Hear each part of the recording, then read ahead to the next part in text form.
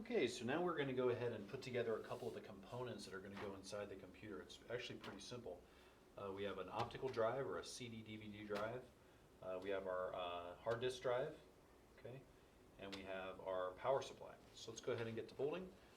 So we have, we're just going to go ahead and cut all these out. So we have the two pieces of every component. Each one of these components has two pieces to it. Okay, and it has a few tabs to fold up. So we're just going to go ahead and do the CD drive first here. Okay, so you notice I'm just folding all the tabs in towards the white part of the back of the paper. And that's pretty normal here. Okay, so we get everything in. All right, so we're just going to tape what we can on the first side here.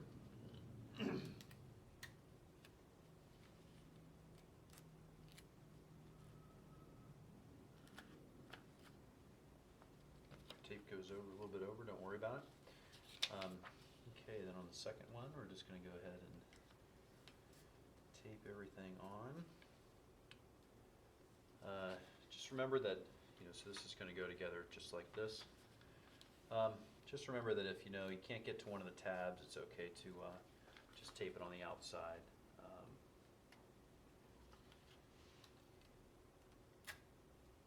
And some of this is going to be just a touch off here. Okay, so it's a bit of a trick to get to some of these different tabs. What I would suggest doing is just go ahead and try to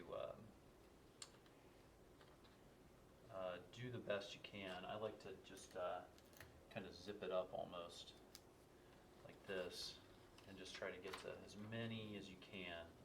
And then the last couple you're just going to have to tape on the outside. So one good way to do it is just put the tape in like that, kind of fold it up, and then get your fingers in there and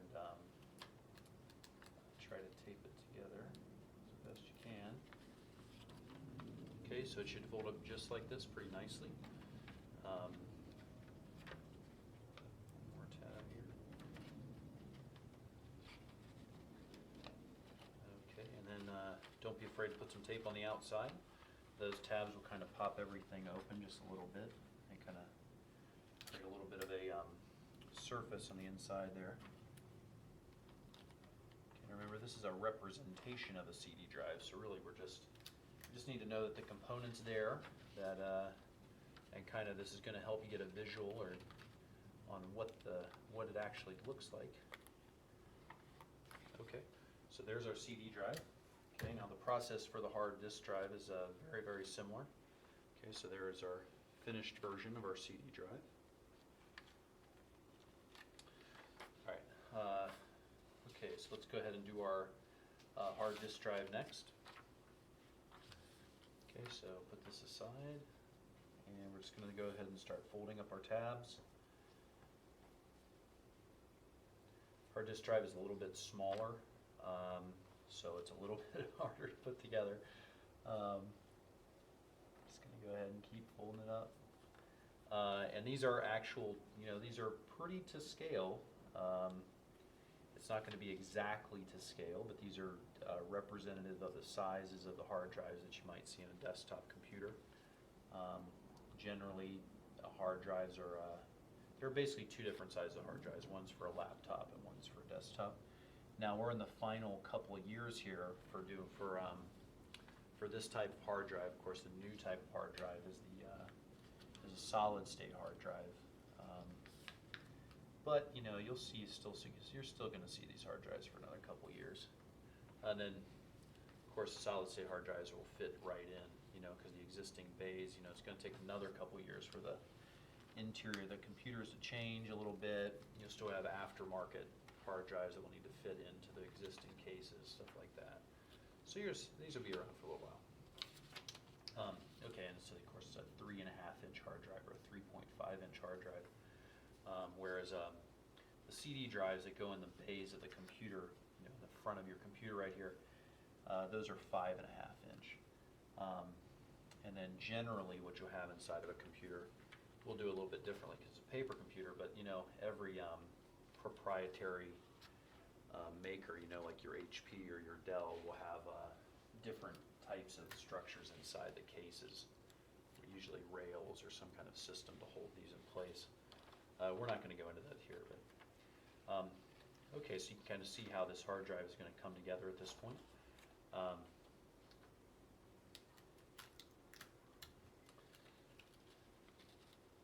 just going to make sure we want to get this stuff as square as possible, because when we're putting out everything together later, it's going to really help us out to have everything kind of squared up.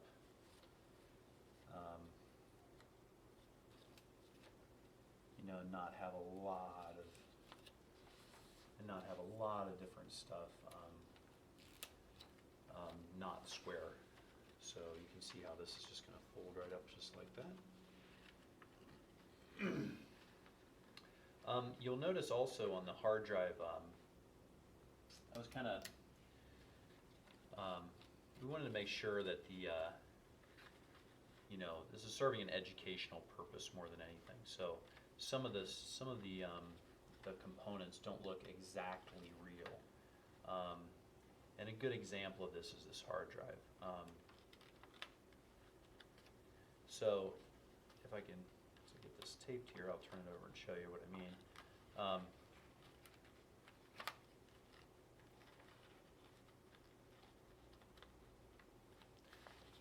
Okay, a good example of that is on this side of the hard drive. You know, that's a picture of the interior of the hard drive. You would never see that.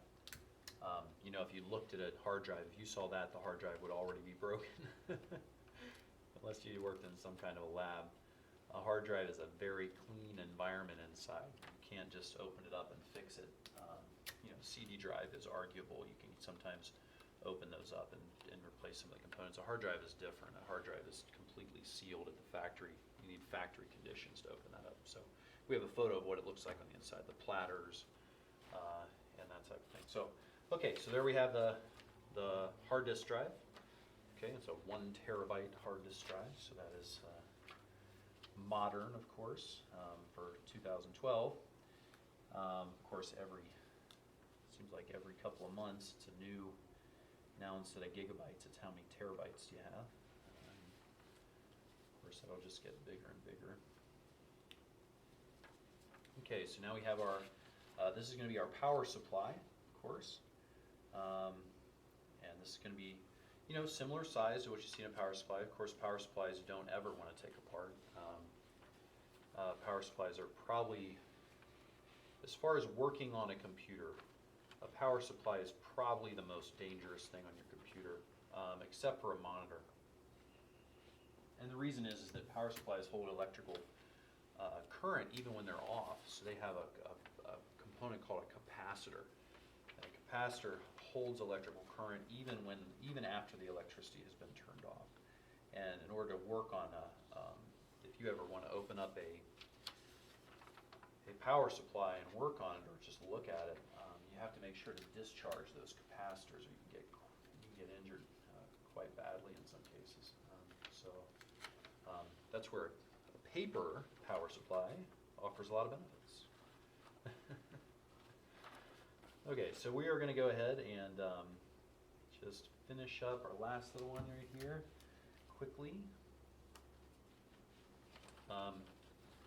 Okay, so I'm just going to go finish taping this up, and then we're going to add our wires onto the back of it, onto the power supply. So, and a lot of times this is one of the most confusing things. You know, in a new computer, what you have to remember on a power supply is that power supplies are meant to be kind of multi-purpose devices, right? So the power supply, really you're buying it because it's versatile, okay? And part of that versatility is to have a lot of power connectors coming out of the back of it. So what seems confusing on the surface, that means a lot of wires coming out of the back of this box here, is really, you know, you're getting what you paid for. You're getting the versatility that you want, okay? Because you don't want to, you know, have a computer, especially if you're building your own computer. You know, let's face it. You know, this is a hobbyist type thing, or you know, if it's in a professional environment, it might be some type of thing where you're building a server for your company, and even that really doesn't happen a whole lot these days. You know, in a cloud environment, you know, you're probably, unless you're the one running the cloud, but you might run into certain environments where you need like a testing server inside of your office or something, you know, that's not a production machine. You might run into this case where you actually need to build these things. And so what you don't want to run into with a power supply is you don't want, you know, a couple years down the line, you're trying to add a hard drive and you find out, well, hey, it would have been nice if I had a power connector for this additional hard drive, because now I got to build a whole new computer. You know, you want to make sure. Okay, so on our paper computer here, so I'm adding the connectors on the back. You'll notice this connector has a little round space right there. Okay, so we're just gonna fit it on. It makes a nice circle on the actual power supply here. Okay, so my pontificating on power supplies notwithstanding, there is our paper's power supply. Okay, plenty of room for expansion.